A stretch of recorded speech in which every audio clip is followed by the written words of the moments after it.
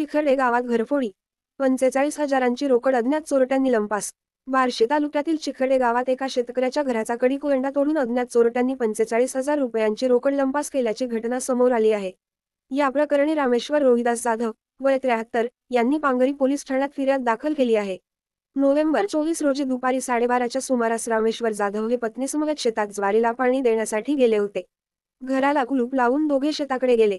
मोटरचा स्टार्टर नादुरुस्त झाल्याने दुसरा स्टार्टर आणण्यासाठी तासाभराने ते घरी परतले असता घराच्या दरवाजाचा कडी-कोयंडा तोडलेला दिसला. घरात प्रवेश केल्यानंतर बेडरूम आणि किचनच्या दरवाजांचे कडी-खिळे तोडलेले दिसले. लोखंडी कपाटाचे दार उचकटून कपाटातील काचा फोडून सामान अस्ताव्यस्त टाकण्यात आले होते.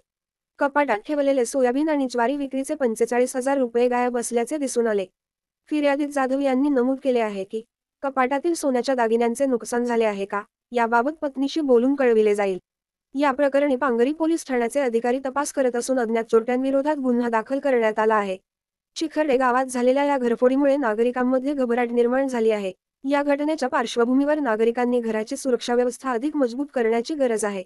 अज्ञात व्यक्तींच्या हालचालींवर लक्ष ठेवणे आणि शेजारील नागरिकांशी संपर्क ठेवल्यास चोरीच्या घटनांना आळा बसू शकतो. पांगरी पोलीस या प्रकरणाचा तपास करत असून चोरांचा माग काढण्यासाठी परिसरातील सीसीटीव्ही फुटेज तपासले जात आहेत.